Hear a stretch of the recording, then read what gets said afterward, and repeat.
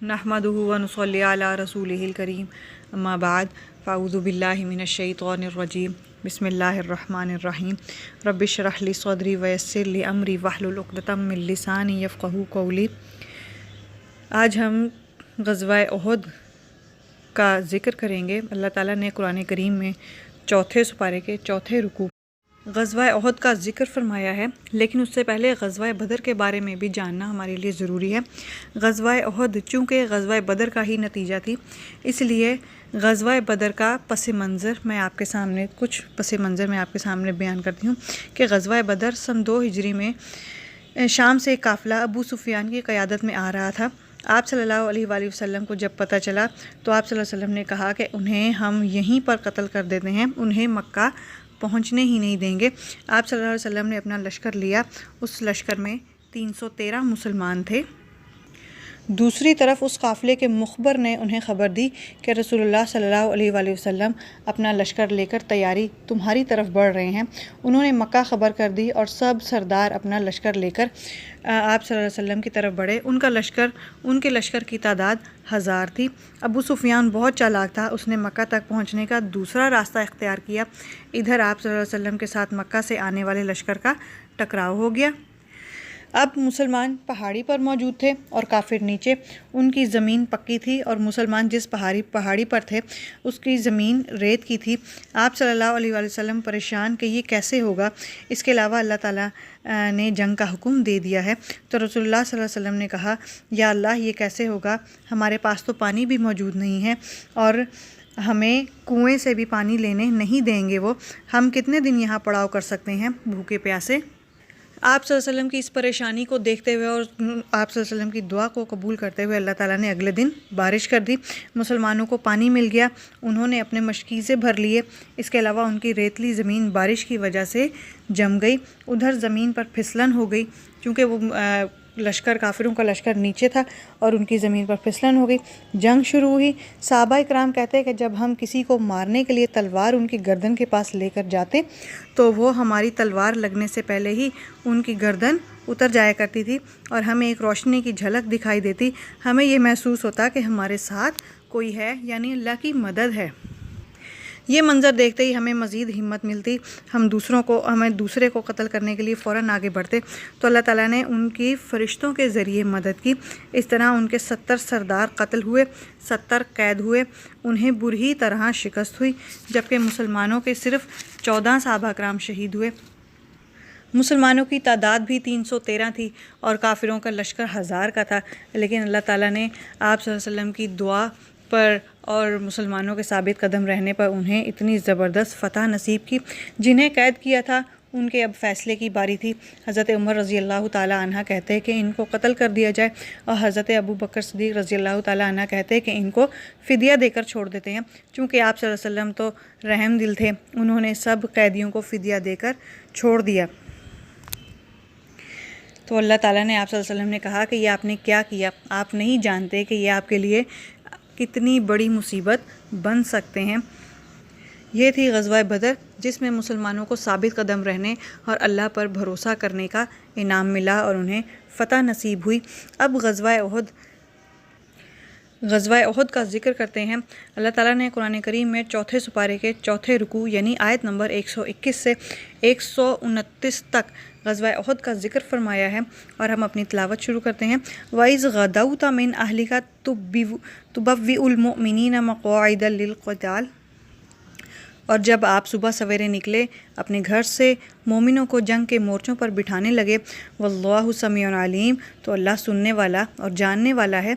Is Hammath त्वाइफ़तानि मिनकुम अन तफ़शला, जब तुम में से 2 ग्रोहों ने इरादा किया, हिम्मत हार दी। वल्लाहु वलियुहुमा, और अल्लाह उनका मददगार था।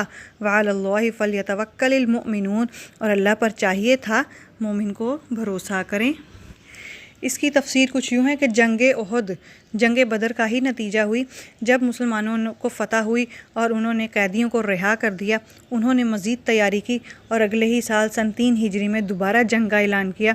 इस बार उनकी तादाद 3000 थी। जब आप सल्लल्लाहु अलैहि वसल्लम को पता चला तो आप सल्लल्लाहु अलैहि वसल्लम ने मशवरा किया कि जंग मदीना के अंदर की जाए या बाहर। तो सहाबा कराम ने कहा कि बाहर करनी चाहिए, क्योंकि अंदर रहेंगे तो बच्चों और औरतों को भी ख़तरा होगा।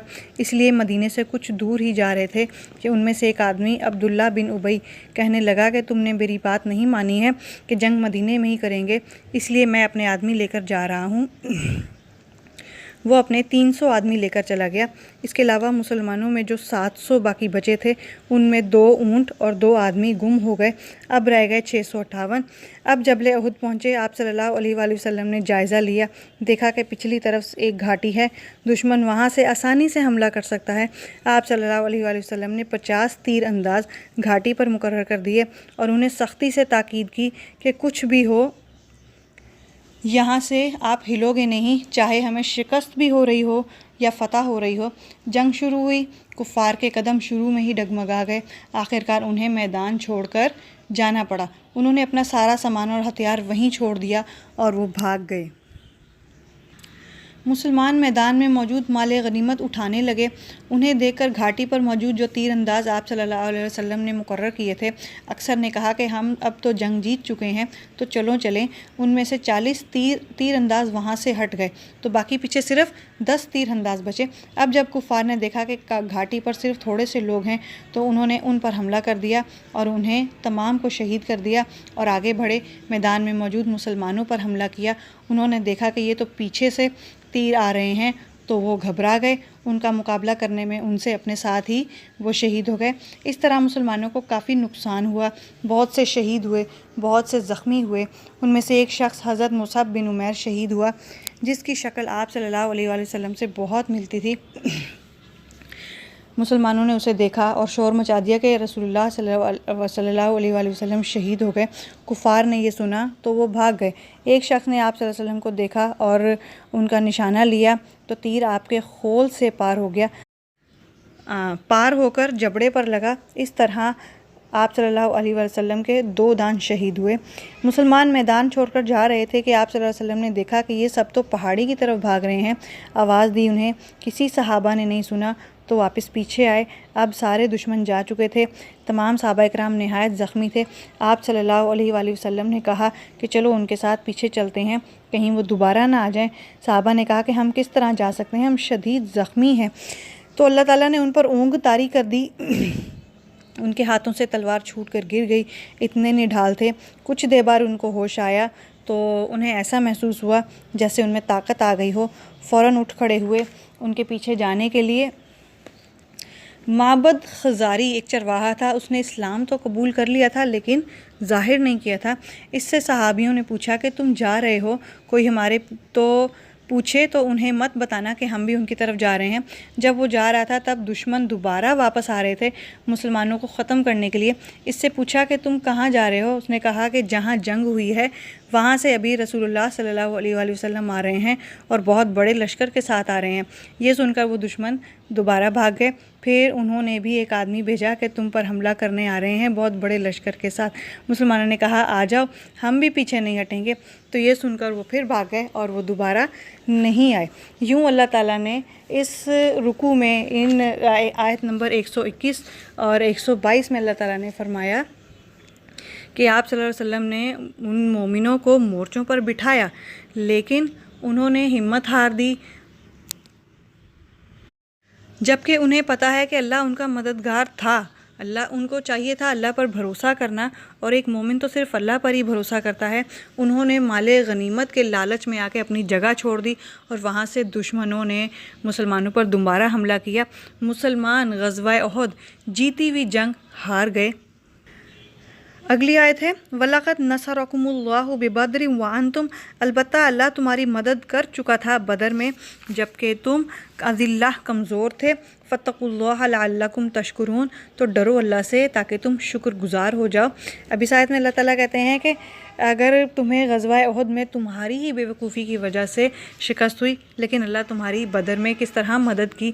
तुम तादाद में इतने कम थे, बिल्कुल तीसरे हिस्से के बराबर थे, लेकिन अल्लाह ताला ने तुम्हें फिर भी फ़तह नसीब की। तो तुम्हें अल्लाह ताला तुम्हारे भरोसे पर ग़ज़वा उहद में भी फ़तह नसीब कर सकता था। اذ تقولوا للمؤمنین، جب آپ کہنے لگے مومنوں کو، الن یکفیکم ان یمدکم ربکم، کافی نہیں تھا تمہارے لیے کہ تمہاری مدد کرے تمہارا رب، بثلاث آلفہ 3000 سے، من الملائکۃ منزلین اتارے ہوئے فرشتوں سے، بلا ان تصبروا وتتقوا، کیوں نہیں اگر تم صبر کرو اور پرہیزگاری کرو، وَيَأْتُوكُم مِّن فَوْرِهِمْ، تو تم پر آئیں وہ فوراً، هَذَا يُمْدِدْكُمْ رَبُّكُمْ، تو تمہارا رب تمہاری مدد کرے گا، بِخَمْسَةٍ آلَافٍ مِّنَ الْمَلَائِكَةِ مُصَوِّمِينَ، 5000 چنے ہوئے فرشتوں سے۔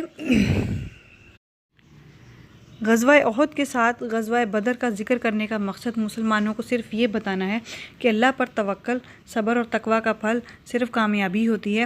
جنگ بدر میں یہی ہوا کہ مسلمان ہر طرح سے کمزور تھے، لیکن جب انہوں نے اللہ پر بھروسہ کیا اور ثابت قدمی سے کام لیا تو انہیں اللہ نے کافروں پر غلبہ دے دیا۔ اب اس آیت میں نبی کریم صلی اللہ علیہ وسلم سے وعدے کا ذکر ہے کہ اللہ تعالیٰ ان 3000 فرشتوں سے مدد کرے گا۔ اس کے بعد والی آیت میں ہے 5000 فرشتوں سے مدد کرے گا، یعنی کہ اللہ کا یہ وعدہ جنگ بدر سے متعلق تھا یا جنگ احد سے۔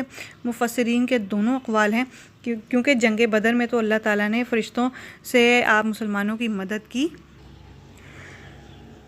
ربیع بن انس کا قول ہے کہ اللہ تعالیٰ نے پہلے ان کی 1000 کے ذریعے مدد کی، پھر 3000 فرشتوں کے ذریعے مدد کی، پھر جب صبر اور تقویٰ کا مظاہرہ کیا تو 5000 فرشتوں کے ذریعے اللہ تعالیٰ نے مسلمانوں کی مدد کی اور انہیں غزوہ بدر میں فتح و کامرانی نصیب ہوئی۔